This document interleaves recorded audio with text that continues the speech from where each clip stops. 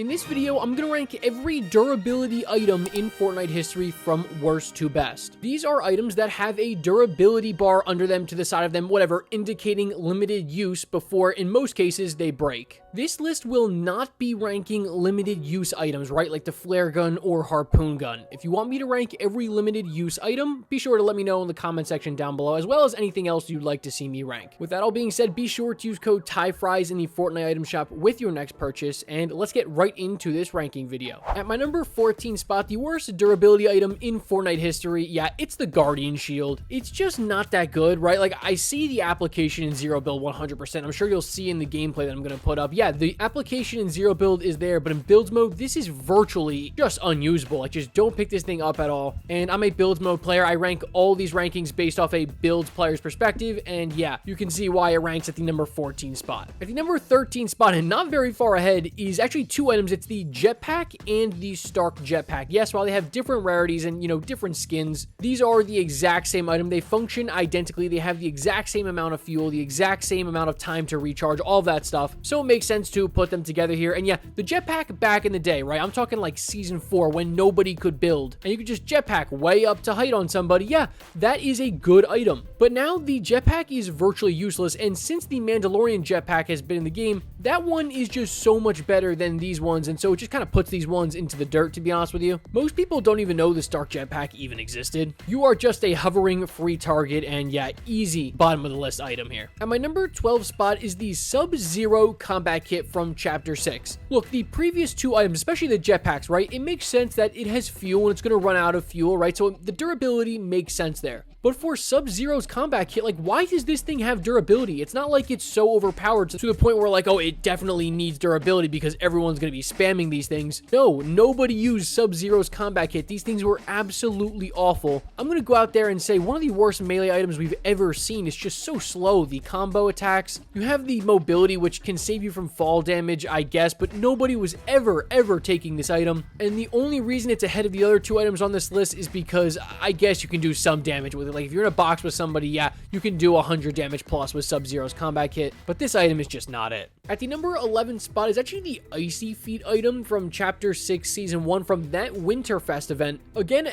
a very forgettable item. I honestly forgot to rank it on the first iteration of this ranking, and then I did some more research. You know, I always try and double, triple check what I do, and I realized, oh my god, I totally forgot the Icy Feet item. Yes, it does have durability, but you know what? This is actually a really good mobility item, right? It's basically the Icy Grappler, but a little bit less control, right? Because you can't grapple places. You're just kind of forced to go wherever, you know, the land takes you. But at least with the Icy Feet, you can activate the Icy Feet on and off. That is really good, and actually takes away the negative point of the Icy Grappler, which was, you know, how difficult it was when you're in the middle of a fight with Icy Feet on to actually hit the person that you're attacking. But yeah, while it's a forgettable item, it's actually a decent one. And you know what? Speaking of forgettable items, the number 10 spot is the Plasma Burst Laser. Yeah, you know what? Prospering will make this weapon look good, like he does with any Fortnite weapon, but no, don't be fooled by his great gameplay. This is not a good Fortnite item whatsoever. It's incredibly forgettable, and this just feels like a gimmicky Chapter 6 Season 2 item. Like, I don't see this item ever coming back to any other Fortnite season. Its only real use is not to players, it's to open the vaults quicker, but like I said in the previous video when I just talked about this item, bullets will do the exact same thing, just a couple seconds slower, right? So Plasma Burst Laser for me just does not get it done.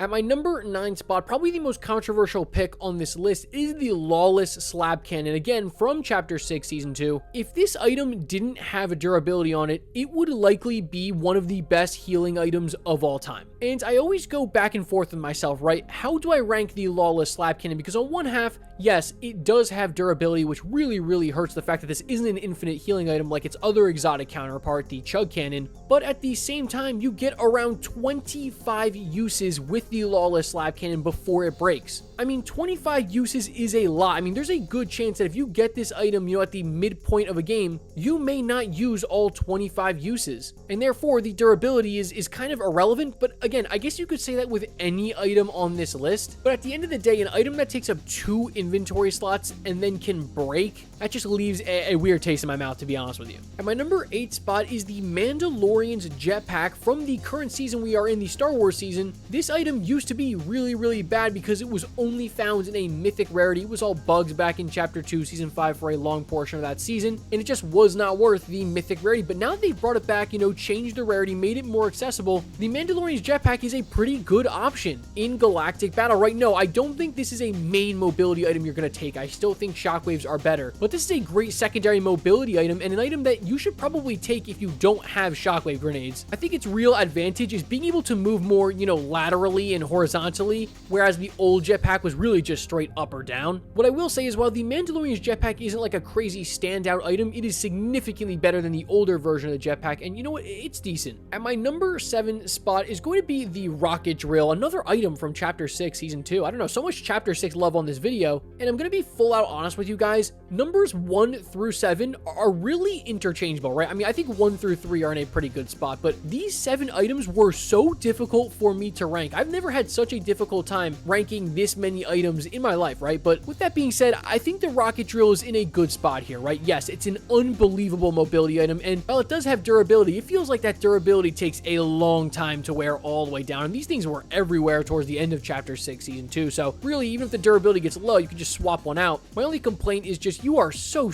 easy to hit when you're flying through the air. Like, the amount of times I got weak and then used the rocket drill to try and get away, and someone pulls out, you know, a hollow twister or a twin mag and just picks me out of the air, right? That's just what happens when you have scoped ARs in the game. These mobility items tend to struggle a lot, but don't get it twisted, right? The rocket drill is an unbelievable mobility item. It just gets beaten out by somehow 6 other items on this list. And one of those items at my number 6 spot is the inflatable. Wow, it has been eons since I have ranked the inflatable on a list, but I'm glad I get to talk about it again. Just a fantastic mobility item. Once you start to get some momentum going, you're rolling down a hill, you are going to fly with this thing. Even though you are per se a bigger projectile than you would be when you're in the rocket drill, I still think you are more difficult to hit because of the, you know, unpredictable nature of the inflatable, how it can just bounce wherever you want and just speed through the air. Whereas the rocket drill, right, it's like you can predict where your enemy's gonna go, right? You can see they're gonna go on a straight line. You can just shoot them. But honestly, I think you potentially could switch the number 6 and 7 spots here. At number 5 is gonna be the Typhoon Blade. You want to talk about controversial items from Chapter 6, Season 1. This is one of them. I mean, this thing absolutely plagued this season. Obviously, I don't need to talk a ton about it because you guys all know the notorious Typhoon Blade, but if you watch any gameplay from Chapter 6, Season 1, I mean, in like 90% of it,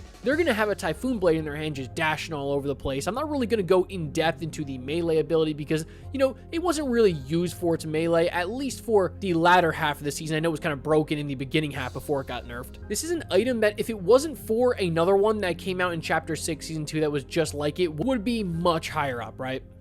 And that item at the number 4 spot is going to be the Kneecapper from Chapter 6, Season 2. Let's be honest, guys. The Kneecapper is just a reskinned Typhoon Blade with a better melee aspect, in my opinion, of course. They really have, like, the same sprint animation, that same, like, kind of double jump. You guys get what I'm talking about. The mobility just feels very similar between the Kneecapper and the Typhoon Blade, but for me, the melee ability and not even having to, you know, actually hit somebody with the baseball bat. You could be a couple feet away from them, and this thing fully charged is just going to absolutely send them off height. You can easily kill people to fall damage using the Kneecapper. Again, another item that was just everywhere, right? Like, if you watch any gameplay from Chapter 6, Season 2, they've either got a rocket drill or a Kneecapper in their hands, and yeah, I think it's better than the Typhoon Blade. This is one that I asked you guys on Twitter, at TYFRYZ, go follow me there. And yeah, you guys agree with me that it was the Kneecapper. At the number 3 spot in today's video, guys, I'm gonna go with the Kinetic Blade. I absolutely love the Kinetic Blade. I stand my ground saying that this is one of the best mobility items we've ever seen. The Kinetic Blade paired with the Havoc Pump Shotgun is one of the best dual weapon combos we've ever seen, and I should note that the Kinetic Blade didn't always have durability. It started out just having 3 uses that would just recharge. Then they realized, all right, look, let's be honest with you, that was a little broken. And yes, it was, and so they added durability to it, which was a much needed balance to this item. The ability to just dash and slash wherever you wanted to repeatedly was just so unbelievably useful. Obviously, no fall damage when you're using the Kinetic Blade as well, and you know what? The melee is pretty bad, but that mobility durability makes up for it. Seriously, this thing's unbelievable. But no way is it better than War Machine's hover jets at my number 2 spot. I just talked about this item in my ranking every purple rarity only item video, and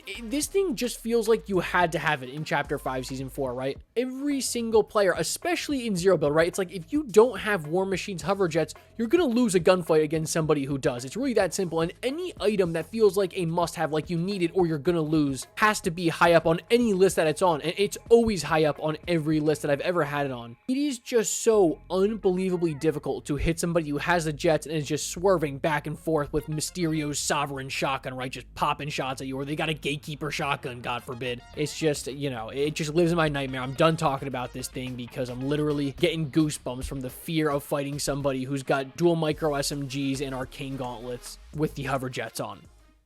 But at my number 1 spot today, guys, I'm gonna go with the ODM gear, right? You guys know I absolutely glaze the ODM gear in every video that's in. I even saw a comment the other day on a really old video that's like, dude, does this guy ever stop glazing the ODM gear? No, I don't, because it's one of the best mobility items, if not the best, that we have ever seen. Look, I'm not gonna say anything that you guys haven't heard yet about the ODM gear. It's a very well-known item. It's one of the community's most favorite items ever. All of you who hold Spider-Man's web shooters in such a high regard, yeah, this thing is essentially the same thing, but in my opinion, it's actually better than these Spider-Man web shooters. It feels good to use, it is unbelievable mobility, and as long as you don't use the melee attack, that durability isn't going to go down terribly quickly. I don't know, again, this is just such a fun item to use. It's one of my favorite Fortnite items we've ever seen, and it is at my number 1 spot today.